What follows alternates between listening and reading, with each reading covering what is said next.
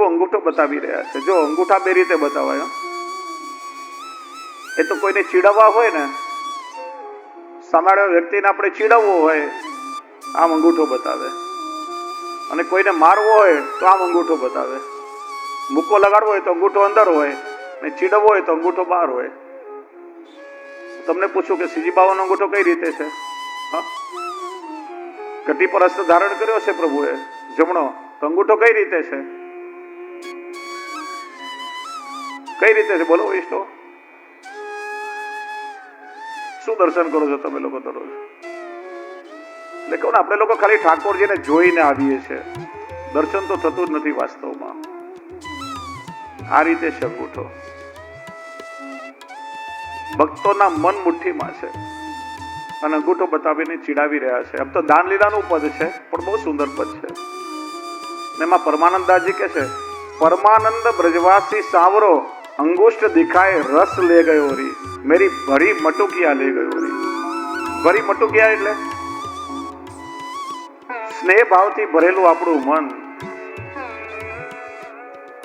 ત્રણ પ્રકારની જીવની મટકી છે. ખાલીખમ હોય, જે ભાવ શૂન્ય છે, જે મનમાં બિલકુલ પ્રભુ પ્રતિ ભાવ નથી, પ્રેમ નથી, એને ઠાકોરજી ફોડી નાખે છે. અડધી ભરેલી હોય, અડધો ઘડો છલકાય, આપણો ભાવ ક્યારેક ઉછાળા મારતો હોય, ક્યારેક ભાવ સાવ સમન થઈ જાય. અધકચરો ભાવ હોય, એવા અધકચરા ભાવવાળા મનની મતનીને ઠાકોરજી ઢોળી નાખે છે. અને પ્રેમ રસથી સબર જે ભરેલી મટકી છે ને ઠાકોરજી પોતાની સાથે લઈ જાય છે. એ ગોરસને ઠાકોરજી પ્રેમથી આરોગે છે.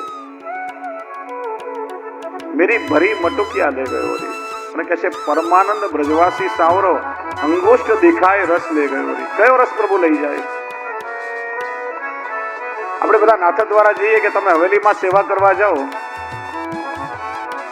કોઈ શાક ઘરની સેવા કરે, કોઈ પાન ઘરની કરે, કોઈ ફૂલ ઘરની કરે, કોઈ આરતી ઘરની સેવા કરે, કોઈ મંદિર વસ્ત્ર સોયનીની સેવા કરે. અનેક પ્રકારની સેવા કરી આપણે ભગવત રસ એકત્ર કરીએ છીએ.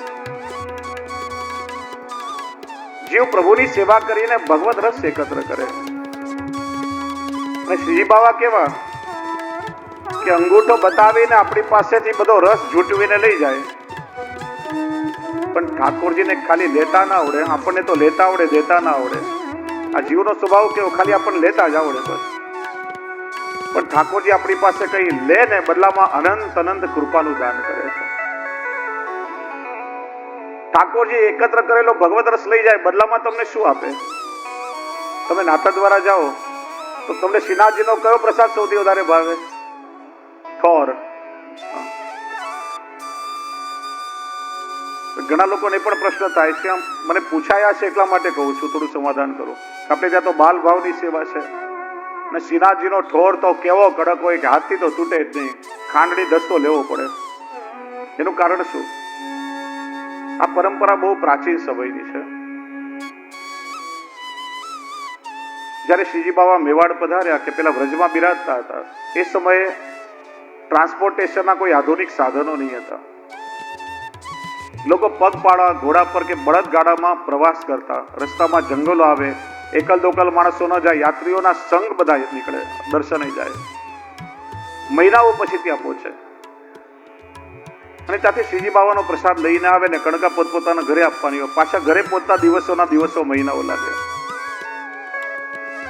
ગામ ગામ શ્રીનાથજીની પેઢીઓ હતી. જે વૈષ્ણવ શ્રીનાથજીની સેવા લખાવે, સમાધાનીજી નાથ દ્વારાથી શ્રીનાથજીનો પ્રસાદ લઈને નીકળે, તે કે ગામ ગામ શ્રીનાથજીનો પ્રસાદ વાંટતા મહિનાઓ સુધી ફરે. હંસકડીની સામગ્રી હોય, પ્રભુ આરોગ્ય ને પ્રસાદ તો 8-10 દિવસમાં બગડી જાય બધો. તો વૈષ્ણવને કણકા કેવી રીતે મળે? શ્રીનાથજીનો જે મંગળાનો ઠોર હોય ને, એ આખી રાત ધીમી આંચમાં ઘીમાં શેકાય, તળાય, અને એવો કડક થાય કે કમસે કમ 1-2 વર્ષ સુધી બગડે જ નહીં, કઈ ના થાય એને. તમે ઘરમાં સાચવી રાખો. એટલા માટે એવો કડક ઠોર પ્રભુ આરોગે કે યાત્રીઓ પોતપોતાના ઘરે લઈ જાય, લોકોને કણકા આપે, પ્રસાદ વંટાય. એટલા માટે પ્રાચીન સમયથી આ પરંપરા ચાલી આવે. તો ઠોર શબ્દના 2 અર્થ થાય. સામગ્રીનું નામ પણ ઠોર છે, અને બ્રજ ભાષામાં ઠોર કોને કહેવાય? હા, શું? સ્થાન. આપણે વ્રજમાં જઈએ ને तो ब्रजवासियों बतावे ये दान लीला की ठोर है, ये मान लीला की ठोर है, ये रास की ठोर है, ये मोरकुटी की ठोर है. ठोर એટલે સ્થાન. તો એકત્ર કરેલો ભગવદ રસ પ્રભુ ઝૂંટવીને લઈ જાય અને એના બદલામાં ઠોર એટલે પોતાના ચરણારવિંદમાં આપણને સ્થાન આપીને પ્રભુ આપણો આશ્રય સિદ્ધ કરી જાય છે. વૈષ્ણવ ઉભા થઈ રહ્યા છે એટલે મારે સમજવાનું કે કથાનો વિરામ આપી દેવો, પણ એવું નહીં આપવું જ હતી, કેમ કે 5 વાગે શરૂ થઈ અને ભલે પત્રિકામાં ટાઈમ 3 વાગ્યાનો લખાયો પણ ગરમી શરૂ થઈ ગઈ છે. 3 વાગે બહુ ગરમ વાતાવરણ, એટલે આવતીકાલથી કથાનું સત્ર બરાબર 4 વાગે શરૂ થઈ જશે અને આપણે 7:30 વિરામ આપશું. મને ખબર છે કે રાજકોટના વૈષ્ણવનો ટાઈમ 6:30 વાગે રસોઈ કરવાનો હોય અને બધાને ઉતાવળ હોય, પણ એક વસ્તુ યાદ રાખો કે શરીરનું પોષણ તો આપણે જીવનભર કરીએ છીએ, માણસ છીએ એટલે કરવાના જ છીએ, પણ સાથે સાથે ભાવનું પોષણ, આત્માનું પોષણ જરૂરી છે. મેં 7 દિવસ ઠાકોરજી એના માટે આપણને આપ્યા છે. પછી દરરોજ 6:30 આપણે કરવાના છીએ ઘરમાં રસોઈ. કદાચ અઠવાડિયું અડધો કલાક વિલંબ થશે તો કઈ વાંધો નહીં, એમાં કઈ નુકસાન નહીં જાય. 4 વાગે થોડું વાતાવરણ ઠંડુ થાય, બરાબર 4 વાગે સત્ર પ્રારંભ થશે એટલે બ્રહ્મદેવો 3:45 વાગ્યા સુધી પોતપોતાના ભાગવતજીના પોથીનું પૂજન કરાવી દેશે.